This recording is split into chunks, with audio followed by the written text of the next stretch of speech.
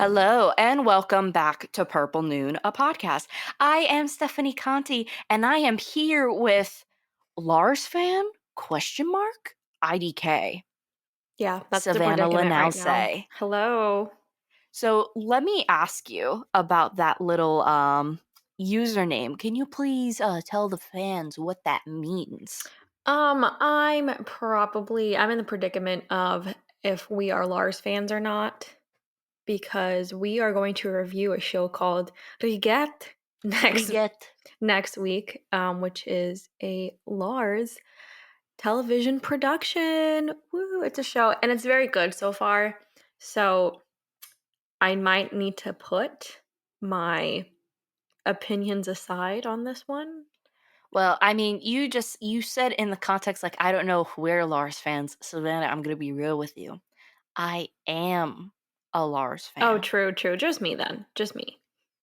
But yeah, so we're going to be talking about that TV show too. It's also the English translation of it happens to be Kingdom, but we're just going to strictly call that one Riget, and then the show that we're going to be talking about today as Kingdom, just so that way there's not any confusions. I'll probably have to put in the years too, and now that I'm realizing, I'm like, yeah, I'll probably have to put in the year of the show to make sure that there's no clash or Confusion. confusion. Yeah. But how you been? What you been up to? Good. I started some new shows. Ooh, what shows? I started Them on Prime. It's called Them. It's Okay. very good. I believe it's the same people that made Get Out. Ooh, okay. And I started, you ever heard of Outlander? Mhm. I started that and it's this ridiculous time machine romance thing. Is that what it really is? I thought it was like Vikings. Okay, so this woman from the 40s, she goes to Scotland with her husband, and she kind of like goes to these magical rocks, and she's transported to like, I want to say 1700 Scotland, where she falls in love, and now she's in between these two worlds. It's not fantastic, but it's very like, you know when you can't stop watching something?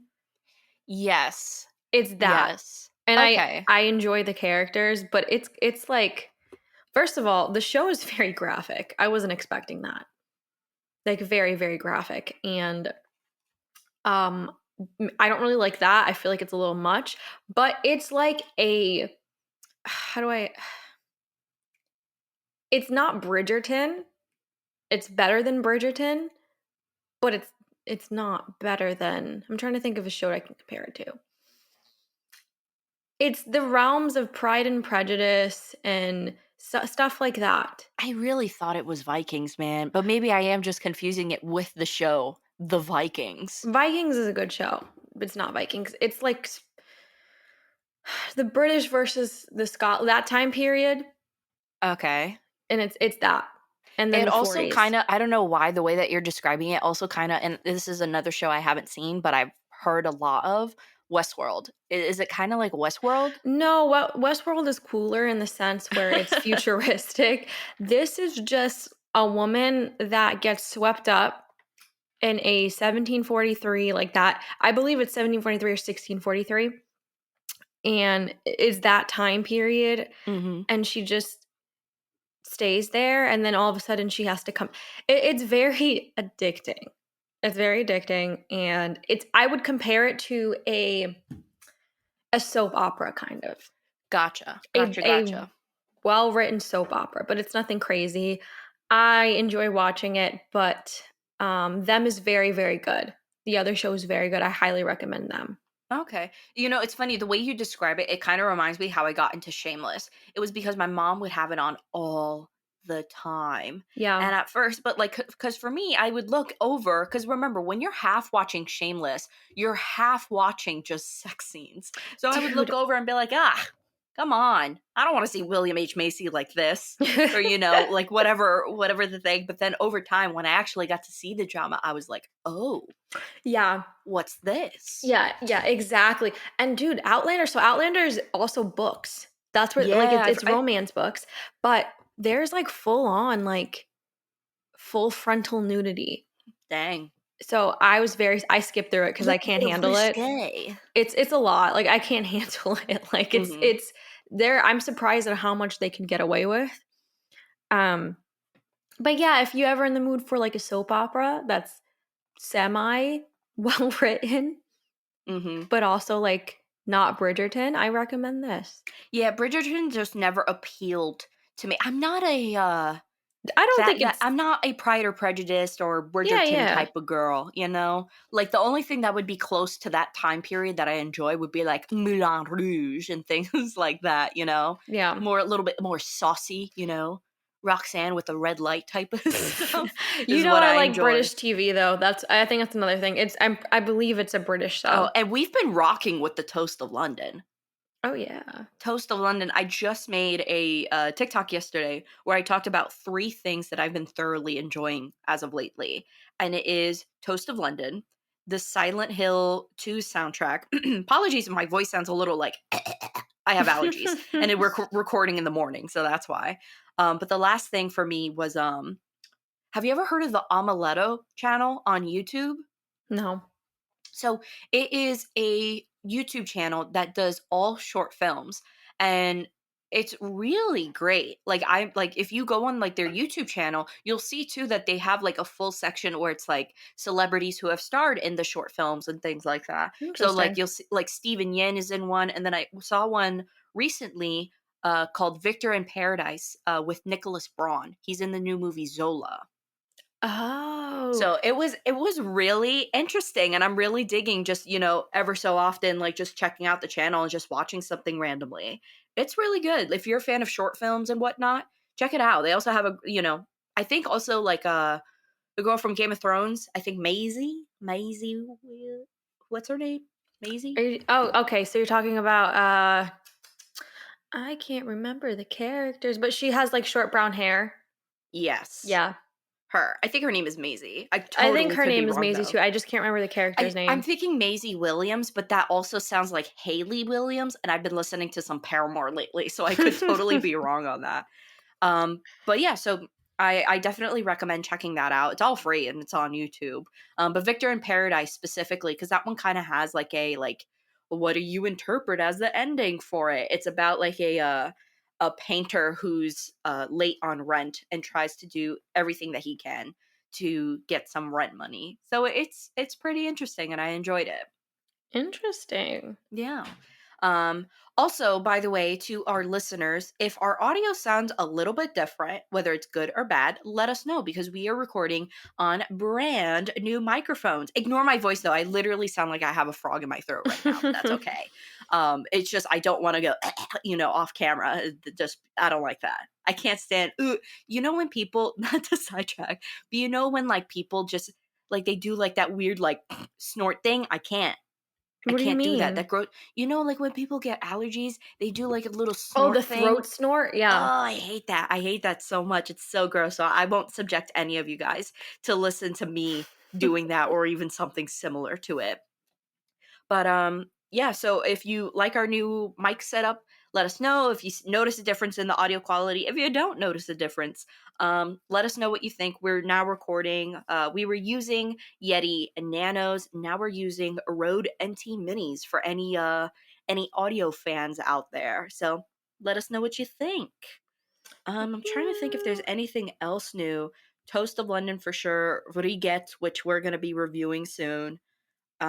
I'm trying to think of other. Oh, I watched a little Julius Caesar like YouTube documentary, and here's something that I found out that I never knew before. Did you know that some historians speculate that Caesar was Brutus's father? I didn't know that. Yeah, because apparently, going deep down and diving in and stuff, apparently Caesar was having like a 20-year affair with Brutus's mother. Oh, Jesus. Yeah, so there's that, and I thought that was super interesting, and I didn't know. I also been liking YouTube, like little mini historical documentaries. Those are good as well. Okay. Those are very good. All right, are you ready to get into the TV show we're going to be talking about today? Let's dive in. All right, so we're going to be talking about the show called Kingdom. It's currently available on Netflix, and keep in mind there are two different shows on Netflix titled Kingdom. Don't know how this happened. The one that we're talking about is the Korean drama, and so it's called Kingdom. It's while strange rumors about their ill king grip a kingdom, the crown prince becomes their only hope against a mysterious plague overtaking the land. So, like I said, it is a Korean drama, and it stars. And apologies for the botching that I'm about to do, but I'm going to do the best that I can. You have Ju Ji Hoon, who plays the Crown Prince Lee Chang.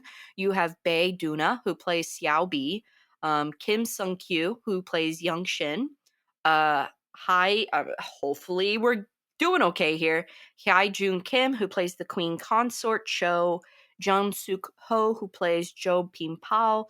And Seung Rong Ru, oh my lord, who plays Cho Hak Jo. So Savannah, I kind of took a like I kind of wanted to see the show because I saw like video, like the trailer for it at the time, and I was like, "This seems filmed so well. Why is no one talking about it?" So I kind of took the dive in with my boyfriend, and then I told you, "You have to see the show. You have to see the show." So, what do you think about the TV show Kingdom? I've never seen a show that is just so historically accurate, but also fantasy. Hmm. So that I really enjoyed, like the aspects of like Korea during that time, because the costumes, the setup, the family, all very realistic. And then you Hmm. add that supernatural factor into it. It's very fun for that reason. The show's very well written, and the story makes sense for having such a crazy element into it. So I really enjoyed having both of those things, getting the realistic side of something like a family drama, and then getting this crazy apocalyptic moments in the show. Yeah, So I really absolutely. enjoyed it. I really Hmm. liked this mix, and you don't really see it too much. This is probably the only show I've seen where it's like, oh, what if this happened during what time does this take place in Korea? Do you know? I believe the 1600s. Yeah, so what if this happened during the 16th century? So what if we just had a normal, like, let's make it as realistic as possible, but let's add zombies. Yeah. Pretty cool. Yeah, I think when I watched the show, because it really looks great. It Yeah. really, like, if you just watch the trailer for it, you're like, oh, wow. Like, this seems like a big production cost. And it really is. I remember seeing an article, and by the way, just watch it. It's a great show. Especially, like, for me, I liked Walking Dead growing up. But probably after, like, the fourth or fifth season, it lost me. Um, it also, like, I think for me, like, I really felt like season 1 and 2 were, like, peaked and they were great, and then everything else just kinda fell down a little bit, in my Mm. opinion. Mhm. So and I also didn't stick through all the way after I kind of felt like that disconnect with the show. But and I do feel like a lot of zombie TV shows are very cheesy. Very, very cheesy. Well, that's what I was talking about. They mixed like war and politics and relationships and then added that, and I think that's where they went super correct. Yeah. There was so much more than just zombies.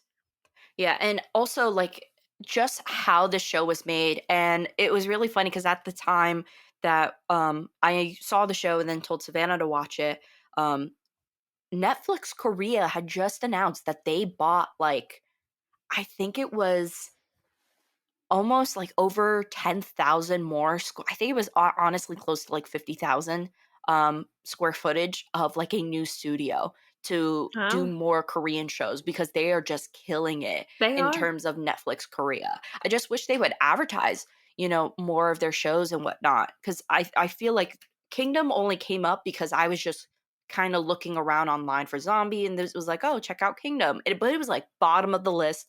No one was talking about it.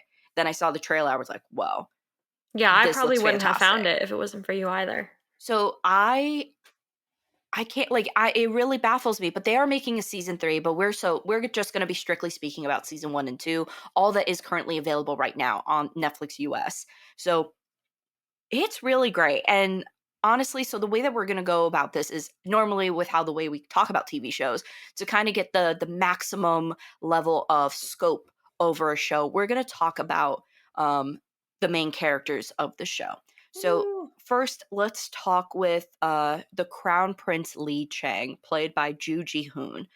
Um, honestly, like great. He's not my favorite character of the TV show, I will say. No. However, I do really like the relationships that he has with all the characters. I think they're Yeah. super important to the storyline.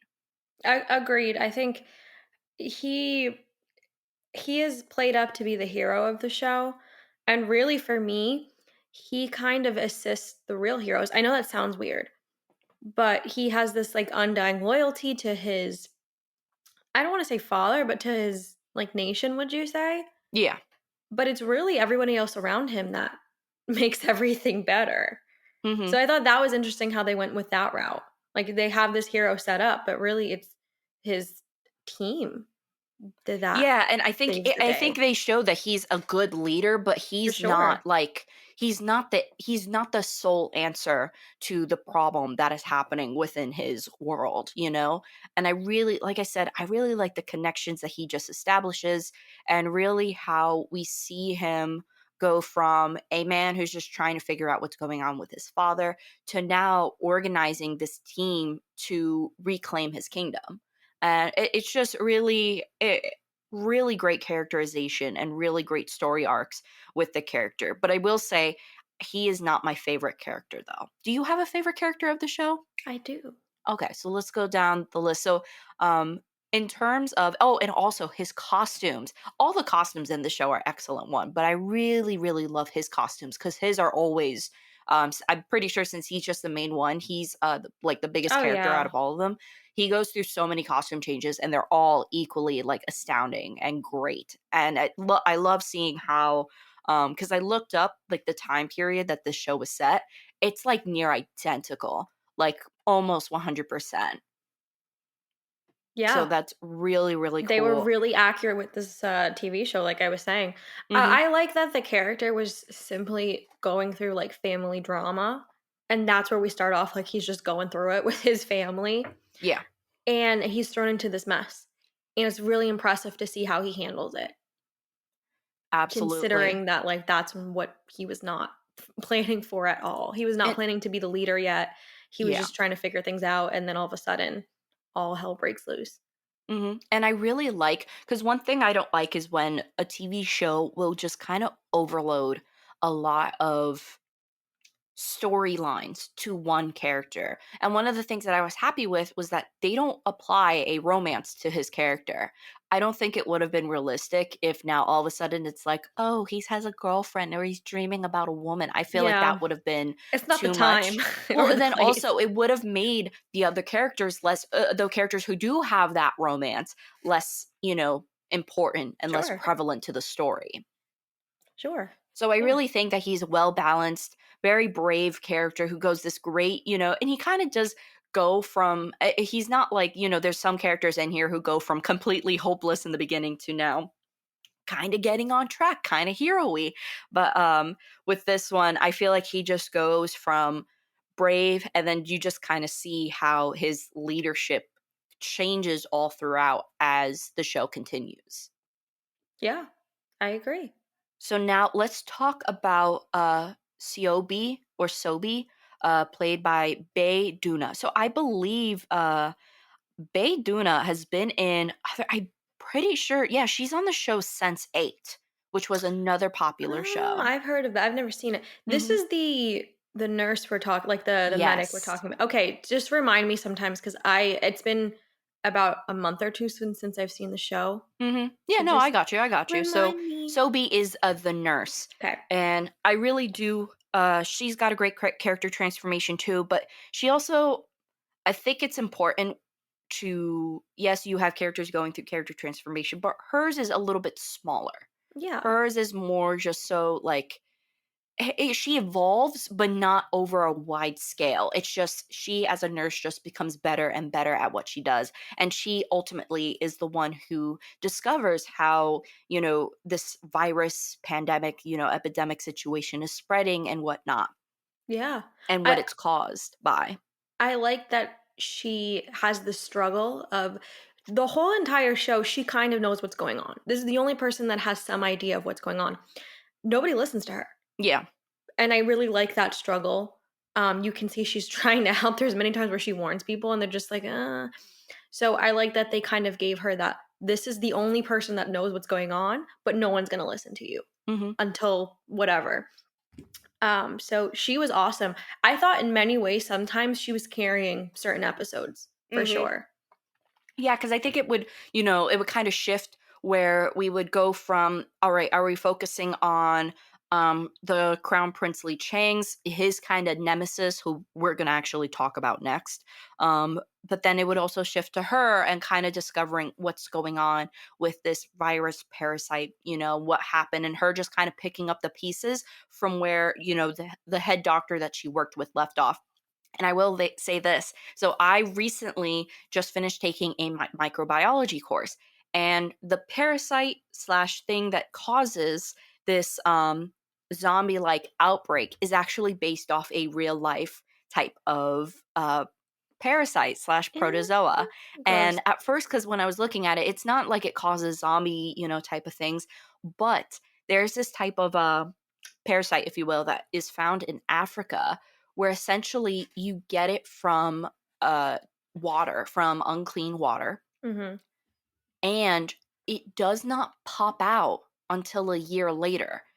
The Oh my thing is, though, is gosh. that it, like this show, when you're in water, it pops out and usually breaks through the skin because it, Ew. it does not like water, which is really gross. But that's actually some very, very similar to how the parasite on this show operates. So I thought it was really, really awesome too to see that they took like real life, like epidemiology and real life looking and studying Sure. microbiology and whatnot, and took that and applied it to there. So as someone who's kind of like a little bit of a science nerd, that was awesome. Yeah, that's super cool. Hmm. So, Sobi also has a relationship. Well, not really relationship, but kind of Like a like a connection. connection with another character named Chobim or Mhm. Chobyom. And what did you think of that? Because at some moments I was a fan of it. Some moments I was like, I'm not too sure. I kind of felt that way too. I was actually more on the line of like not a huge fan of it. Hmm. Not because I didn't like the characters. I don't know how you feel, but I don't think it added too much to the story. Yeah, I felt like maybe for mainstream reasons, a kind of comic relief slash relationship type of relationship relationship type of relationship, wow, like a love type of relationship. Maybe they threw that into the show just for it to be semi more balanced, and also, you know people really do like a comic relief in TV shows like this. I mean, like, look at Avengers, look at DC, look at Walking Dead, look at all these big kind of franchises or long-term series. They usually always stick in a comic relief type character just to kind of balance things out, which I understand. Did I find that it gave balance? No, but Yeah. I also don't mind the little relationship and even the character Chobeam who is added into it. I didn't mind it. I just feel like it's kind of what you were saying. It definitely seemed a little forced for the Mhm. storyline.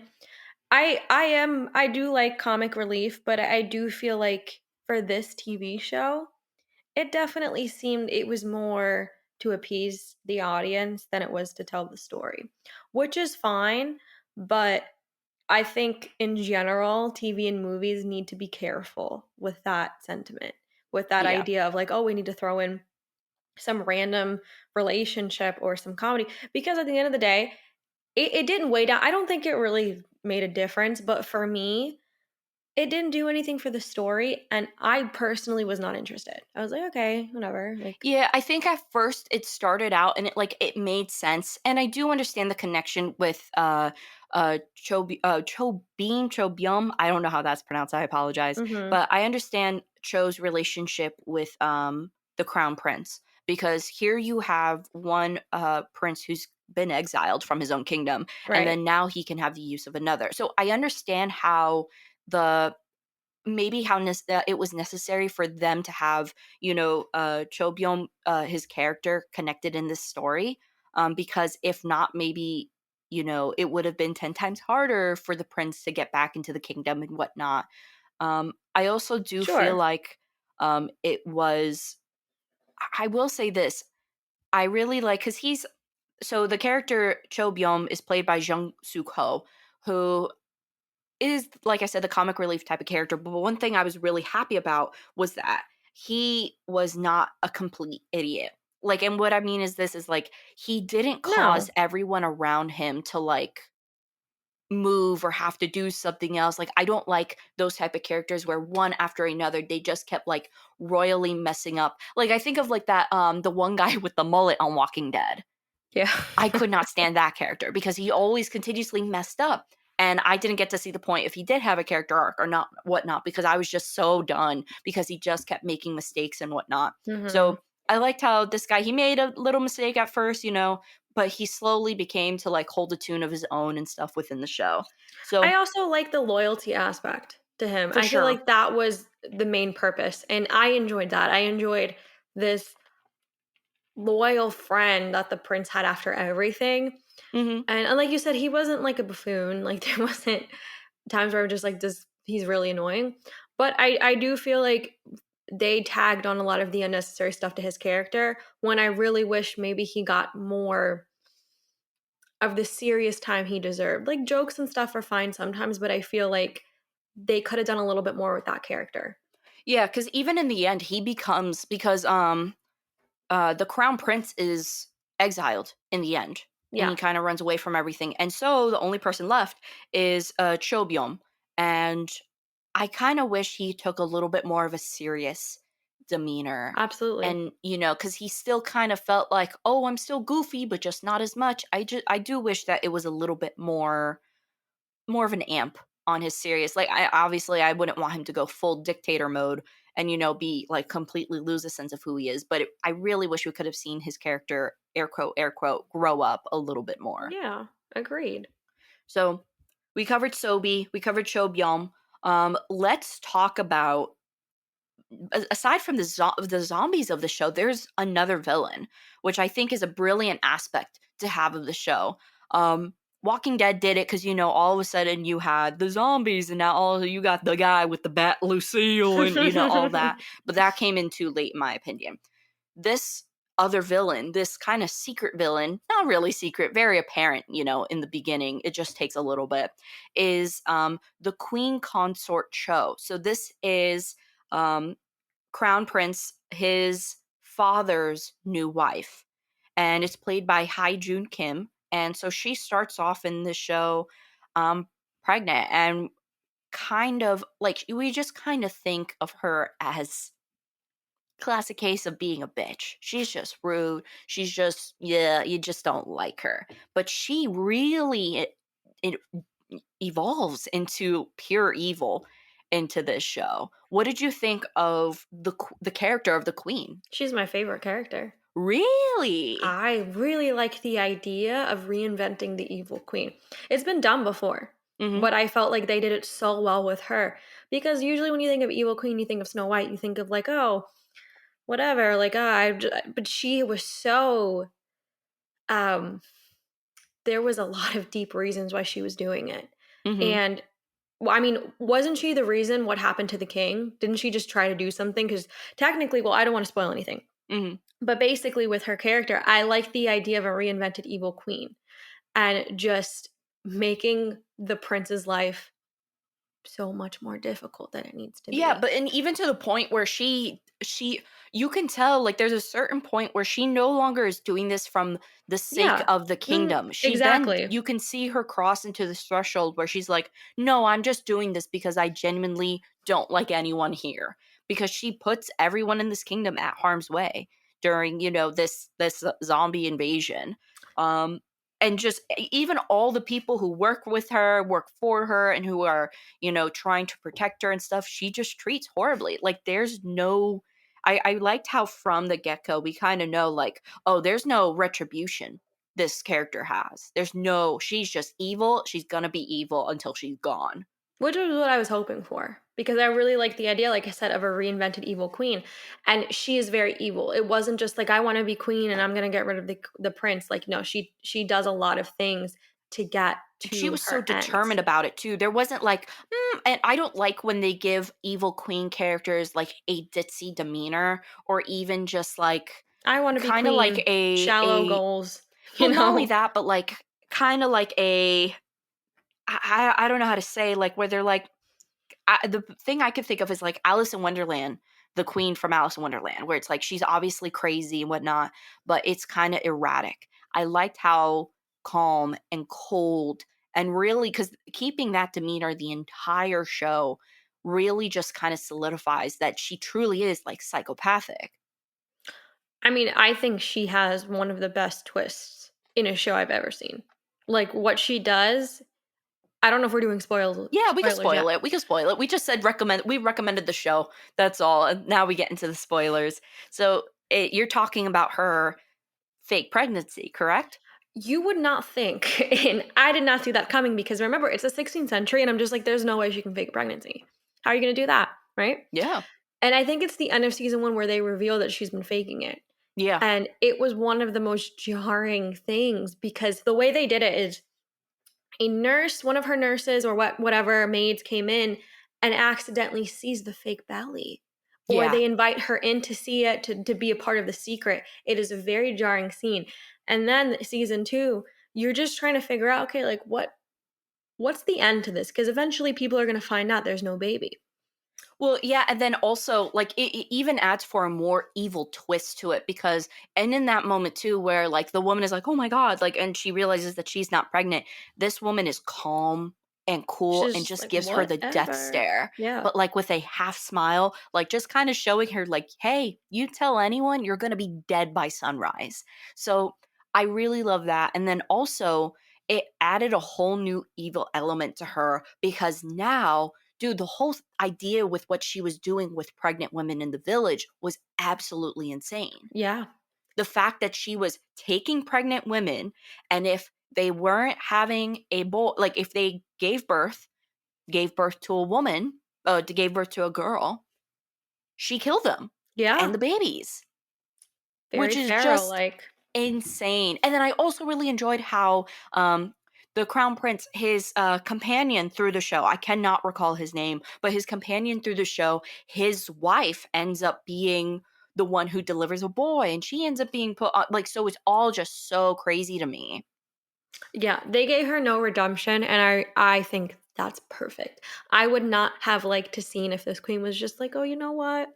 This is wrong. Like I can't do like I really like that throughout these two seasons, she kept her stance and just became worse. And I Yeah. think they did a good job with this because like I said, Evil Queen has been done before and I think they could have done not corny, but they could have done more of a traditional route where she was just, she hates the prince because that's not her son. This whole twisted pregnancy, the king and everything, what she was doing with that too, was fantastic. I think it's the best part of the show. It always kept my interest. Yeah, and it just really like I don't think we've ever had a female villain on a TV show that's been, in my opinion, that evil. You know, Yeah. like I really feel like from the get go that she was just pure evil, and we just slowly kind of unwrapped, that Hershey's kiss of a morsel just throughout, and it really was great. I really thought it was great. But now, we're gonna be talking about my favorite character, and Hmm. my favorite character is Young Shin. Okay. So what I love about Young Shin, played by Kim Sung Kyu, first of all, check out this man's Instagram. He's got the most perfect skin, the most perfect skin ever. I need his beauty routine, and I need it right now because he is just a flawless looking human. He's stunning. I'm just gonna say that. Please follow Kim Sung Kyu on Instagram because he is a stunning being. But also, so he's the guy who he starts out from the get go, kind of alongside Sobi, Yeah. because he's at this, I guess, the nursing station where Sobi is working at.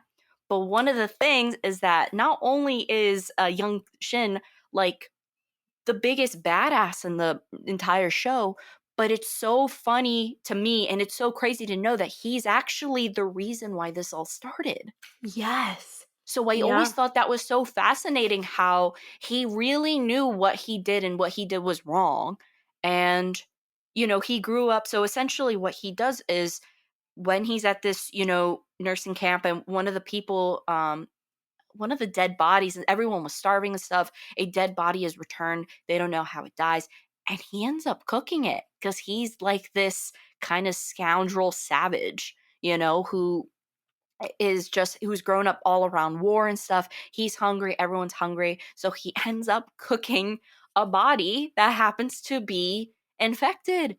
And everyone becomes because and really also the pathology of this virus is great too. I really loved at the fact that not only did because if you remember in the beginning, the virus only spread through bite. It only Yeah. spread through, the bite when you got bit by the host, but any other person who got bite didn't really turn, and then all of a sudden now it kinda mutated when the dude cooked it up in a soup cooked the human up in the soup and then gave it to people. So I really like the whole pathology about that too. It's really great, really great. Absolutely. But you really have this character who starts out with who as soon as the gates open, at face value, he's one of the worst characters in Oh, terms of yeah. I mean, he started the he apocalypse. started the apocalypse because he fed well, also, not only did he just start the apocalypse, he just willingly fed women, children, and men another person. And he Yeah. kinda did it out of spite, and I Cannibalism. think he just did it for the shock factor to the nurse. Then all of a sudden, everyone starts turning into zombies, and that's what really takes off the show from there on. But his character really, really evolves into this great warrior. I mean, oh my god, this dude, and also I'm pretty sure the guy who plays him, Kim Sung Kyu, he does majority of his own stunts, which is fantastic, and I love that element. But he really just maintains like after he realizes like, oh my god, I messed up, he maintains this level of just being a total warrior throughout the show, and it's so great to see. Yeah. What did you think of his character, Savannah? I liked because I feel like they could have went a lot of ways with the start of the apocalypse, but I like that they pinned it on this person that has clearly had a very rough life and was trying to survive, but also is a very spiteful person, like you were saying, and was doing it because, like, oh, we need to, because I think there was a lot of opposition. Because didn't he like pose that idea? Didn't he just like, oh, we should just eat these people? And someone was just like, no, he didn't No, just I'm do it, pretty right? sure he just was like, not gonna let this meat go to waste, and then just dropped it in Exactly. the soup. He was like, nah, we need to, because everybody was starving. So he was just like, uh-huh. I love that because it all started because somebody wanted to be spiteful. Yep. So I think that was very funny. I do like the character development that he goes through. He's kind of this scroungy looking kid, and eventually he is on the front lines, usually. Mhm. So I like what they did with his character, and the character does take responsibility. And what he did, he's just kind of like, oh, I didn't know. You can see that it weighs on him a little bit throughout the Oh, for sure. seasons. So that was good to see because I feel like after the apocalypse, his character could have gone several different ways. He could have just kept running away, he could have just hid, but I did like that he turned into this like a hero is a very weird word, but was willing to fight. Yeah, and I just really liked how he realized it wasn't like, he never kinda like there's no moment where he gets sad over what he's done. He just immediately focuses on making up for the fact of what he's Yeah. done. And from the moment on, he just kind of realized like he just shapes up and just does everything that he has to do. He is totally obedient and loyal to the mission. He protects everyone equally, even to the nurse who he had a gripe with in the beginning. Like, I really think it's just awesome. I also do like the fact that it's not held against him because it's like, hey, no one would have known, you know? I mean, Yeah, like, there's not like an outcry against him. there's not like an outline or a blueprint book that everyone knows, like, oh yeah, don't feed other humans because of an apocalypse. I mean, it's like, it's a rule, like, don't feed humans other humans, but not the whole apocalyptic thing, just like a No, no moral standpoint zombies. thing. Absolutely. But he was really my favorite because he just like, if you just look in like all the stunts that he does and stuff like that is pretty incredible. Yeah, And very impressive. yeah, and I really like how they kind of just give him not all of it, but most of that ability. So that way, it was kind of like whenever he comes on, everyone was like, "Yeah, yeah, yeah," getting hyped up because we always expected that from him. So I genuinely like that. I also really like the story of when he goes back to his own village and he sees it's completely gone, Yeah, and he that ends was up great. finding out the truth of what happened to it and things like that. I really think he's a well-made character who goes from I hate the kingdom, I hate politics, I hate everything it stands for to now wanting to help bring change to it and be one of the people that really do help it. So he's my favorite character. He's my favorite character. Although you did make a pretty compelling argument for the queen. I would have to say she's now my second favorite character. Absolutely. And so I remember reading about oh, hold on. I'm sorry. I just saw a little article. Apparently, Netflix is going to be releasing a special episode July 23rd, Ah, and it's cool. called Ashen of the North. So that's kind of where season 2 uh Yeah. ends on. Season 2 ends on where we see this new female character. We don't know anything about her. We don't know, but now that's just kind of what's teased. And we're also just kind of teased like, hey, this apocalypse ain't over. So I am really eager to see what they're going to do with it and how this new character is going to evolve around in the story.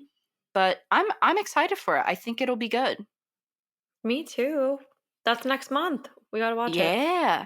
And then also one thing that was like really shocking to me when I was reading trivia about the show because I was genuinely wondering, like, it's high quality. It's a very probably one of the most high quality shows I've ever seen, not just in terms of camera, but in terms of Costumes, everything. stunts, music, costuming, everything.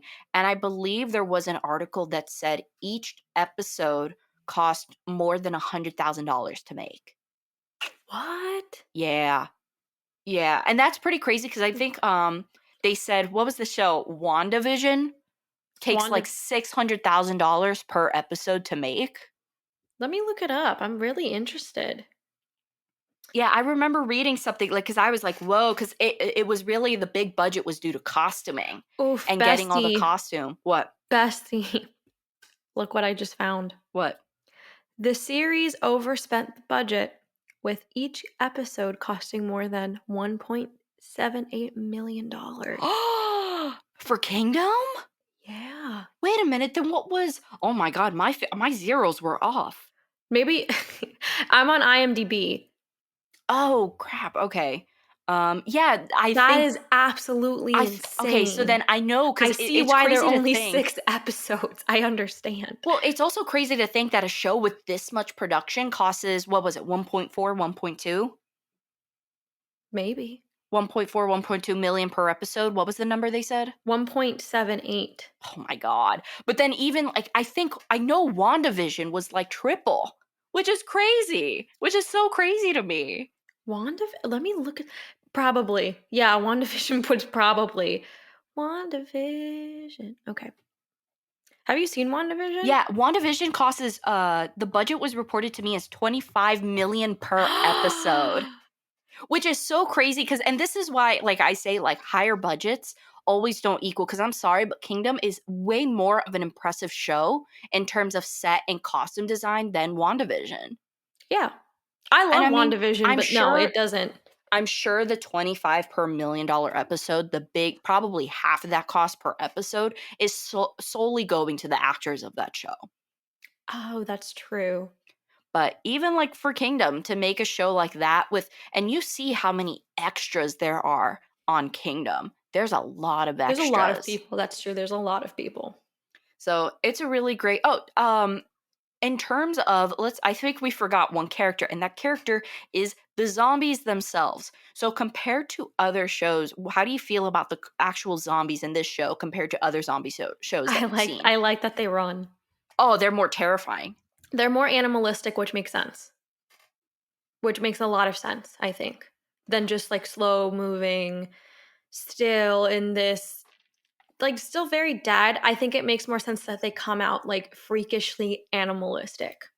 And I think one of the best things that they did, another kind of like plot twist in the show, is when it's revealed that because they thought like, oh, they're safe during the day, but they're screwed at night.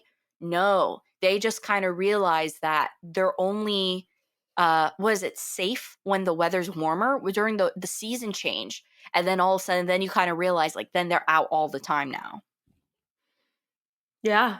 That was a really Yes. great twist because like all of a sudden, like I think it was oh, man, was it they sleep during the day or sleep at night? I can't recall.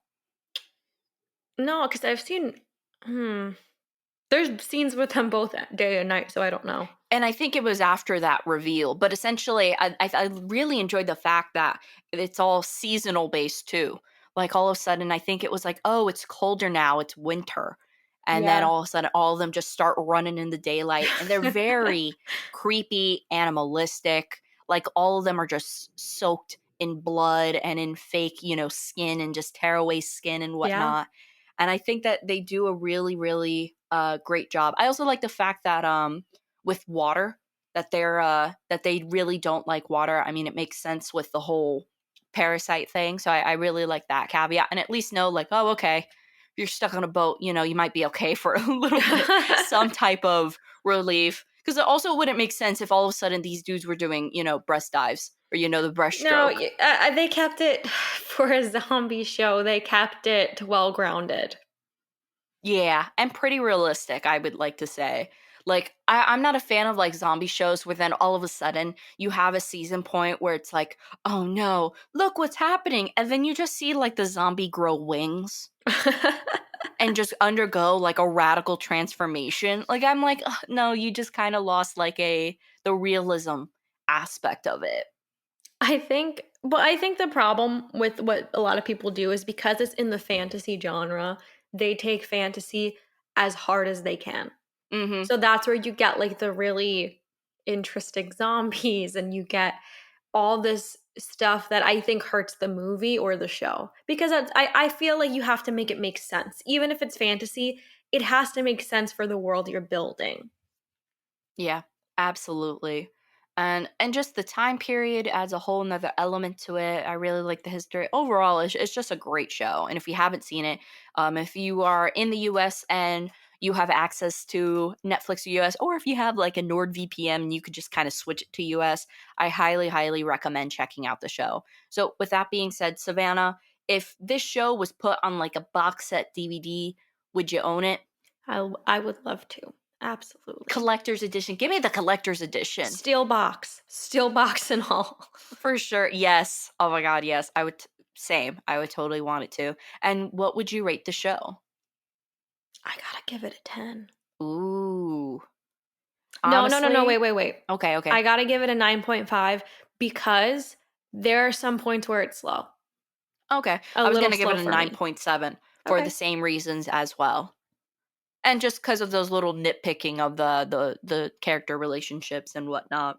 Mhm. But overall, it's a fantastic show. Probably one of the look, I'm not a huge fan of what Netflix releases all the time. Sometimes they just put stuff out there to put stuff out there, but this one is like gold. And I really hope they really stick with their guns. Especially like I hope they don't try to dude, I really hope they are not like, let's make a US version. We don't need a US No, version. no, I don't. We don't need that. What it's gonna be like? Oh, was it gonna be? Oh my god! Because if it's 1600s like Korea, was it gonna be like Penny Dreadful but with zombies in the U.S.? No thanks. They just No do Paul thanks. Revere with zombies. Cowboys and aliens and zombies type. No, thank you. Just keep it the same. Let Netflix Korea keep doing what they're doing because they're doing a great job. For sure. Hmm. All right, Love and it. on that note, so the next time you guys will be hearing us, we're going to be talking about seasons 1 and 2 of Lars von Trier's Riget. Which Woo. also, by the way, if you're like, I want to see that, how do I watch it? There's one dude on YouTube who posts all the episodes in English, and normally I'm not like watch it on YouTube, but there is no US regional DVD that we can buy that'll work for our DVD players. So that's why I say go watch it on YouTube. It has English subtitles on it. And as always, thank you so much to Homeboy James and Sensei David. If you want to know how you can get a cool nickname, check out our Redbubble, Not yet. our Patreon down below. And yeah, if you want to know how to support the channel, check out there. Also, just give us a like, subscribe if you're listening to this on YouTube and whatnot. And yeah, next time you hear us, we'll be talking about Riget, and we'll be taking the good with the evil. That's kind of a little setup for the next episode. All right, thanks for listening. Take care. Bye. Bye.